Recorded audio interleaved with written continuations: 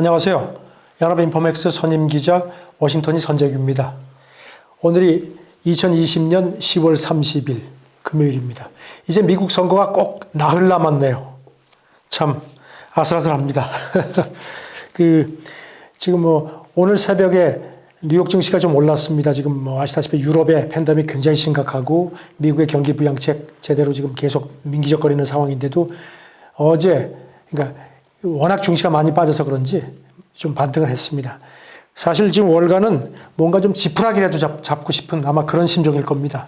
워낙 지금 불투명하고 선거는 다가오고 하는데요. 그래서 몇 가지 좀 그 선거 관련 상황들을 좀 짚어드릴까 싶습니다. 일단 월가에서는요, 이런 얘기들을 몇 사람이 합니다. 공포의 2주에 대비를 해라. 하지만 너무 겁먹진 마라. 이런 얘기들을 좀 몇 사람이 했습니다. 웰스파고 증권의 그 마이클 슈마허 매크로 전략 헤드 담당이 지난 10월 28일 CNBC에 나왔는데요. 앞으로 2주가 꽤 무서운 시기다. 이런 표현을 썼습니다. 왜냐하면 대선 결과가 지연될 수 있다는 그런 가능성이 자꾸 크고 그래서 이거는 확실한 리스크 오프, 그러니까 위험 회피 재료라는 겁니다.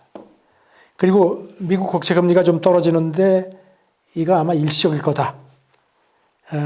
누가 되든지 간에 늦어도 내년 2월에 추가 부양책이 타결될 걸로 그렇게 관측이 되고 이렇게 되면 이제 금리가 다시 올라가고 그 상황은 리스크 온, 이제 위험 감수 그 국면으로 전환될 거라 이렇게 얘기를 했습니다.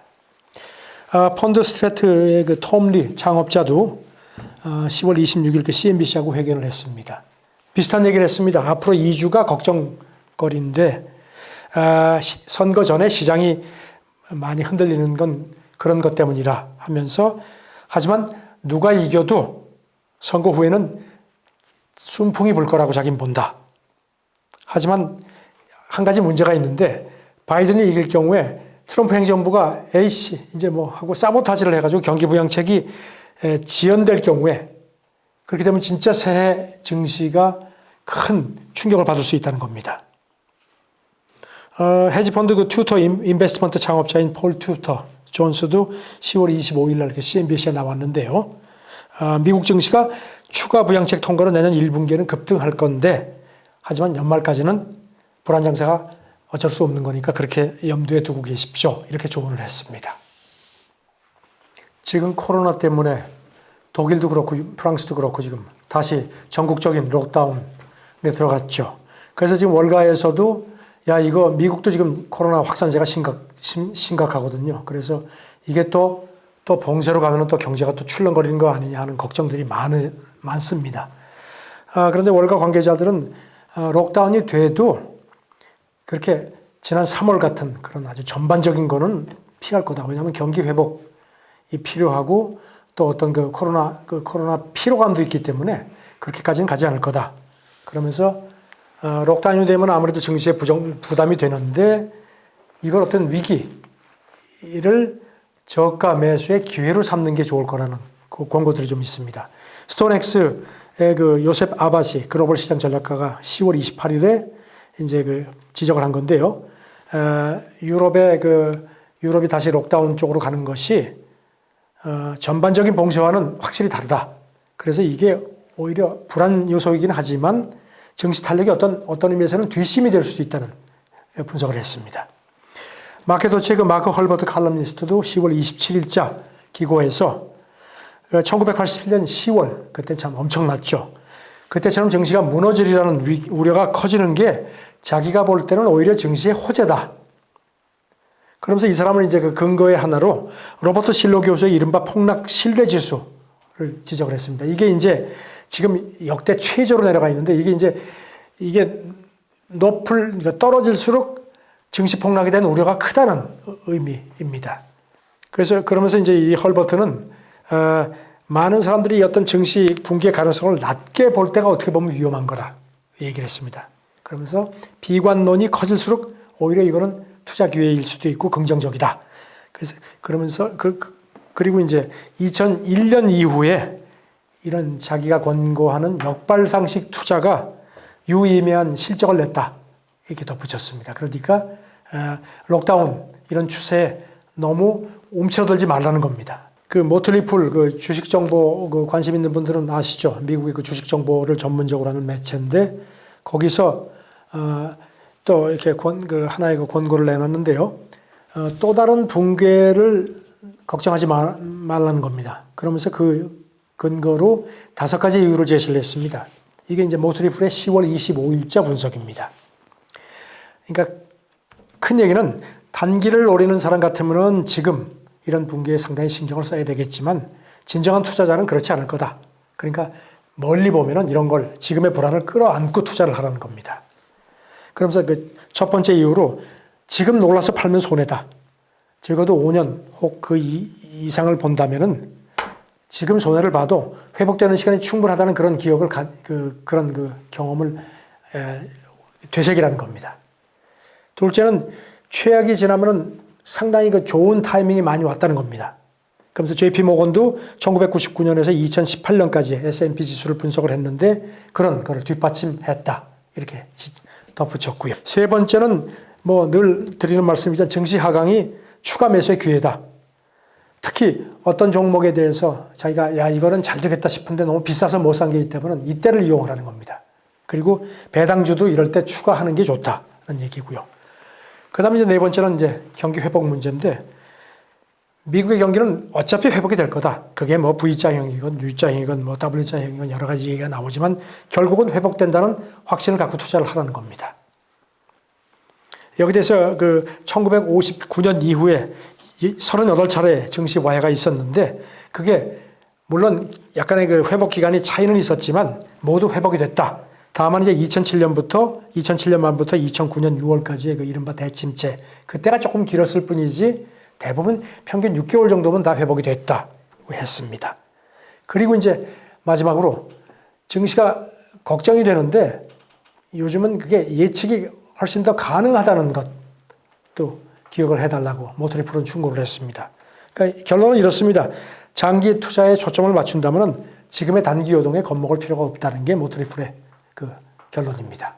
지금 민주당 승리 가능성에 대한 얘기들이 많고요. 뭐 이제 물론 뚜껑은 열어봐야 되겠습니다만.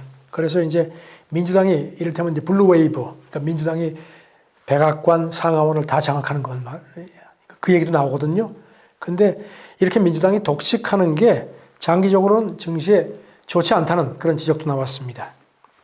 그리고 JP 모건 같은 경우는 10월 26일자 분석에서 지금 사실 월가가 가장 안정적으로 선택할 수 있는 게 있다면 트럼프가 질서 있게 승리하는 게 사실은 가장 우호적인 거다. 이런 이제 분석도 했습니다. 스탠리 드러켄밀러 이 사람은 월가에서 아주 헤지펀드 매니저로 상당히 인정을 받는 사람이죠.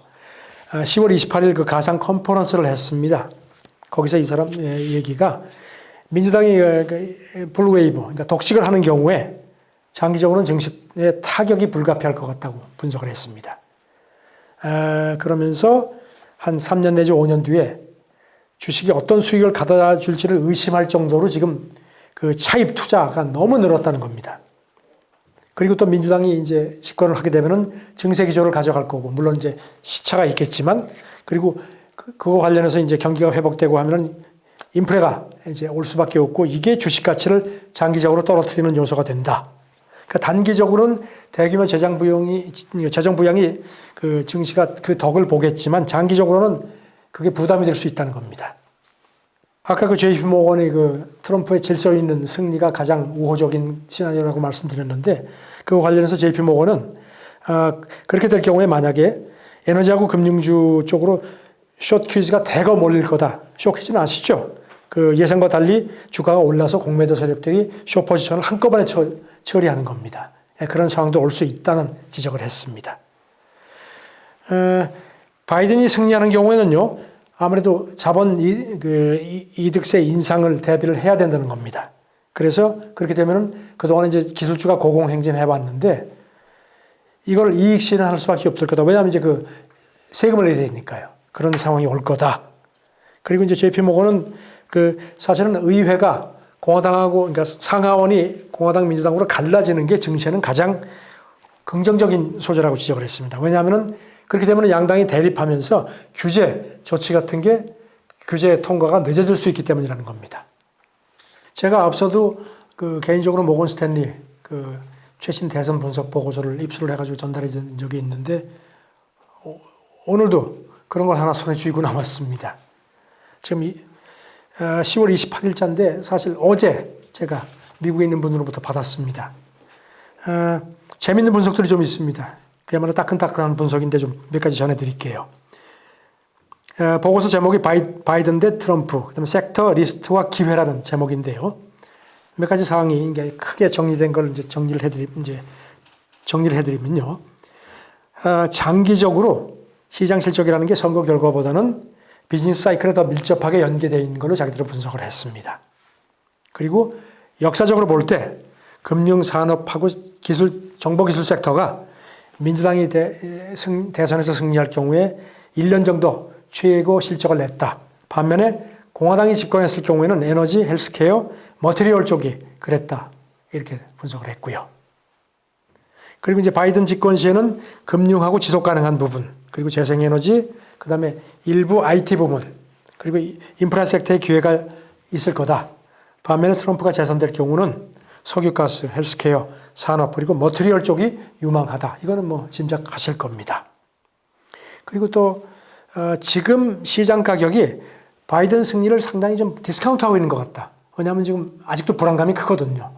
2016년 그 예상 외의 그 결과가 나와서 그래서 그것도 바이든 승리일 경우에는 그것도 고려를 해서 디스카운트 되어 있는 부분이 회복이 될 거라는 점도 고려를 하라고 지적을 했고요.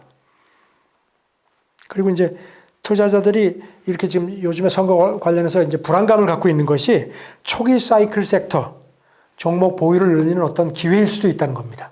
지금 그게 이제 그만큼 디스카운트가 되어 있으니까 이런 불안감이 거치면은 그게 빠르게 오를 수 있으니까 그걸 염두에 둬라 했습니다.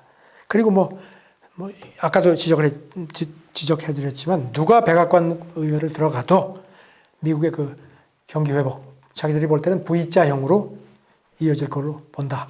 그러니까 크게 겁먹지 말라 이 얘기입니다. 이제 4일 남았는데요. 선거가. 뚜껑은 열어봐야 되는데 그걸 두고도 월가는 조급하죠.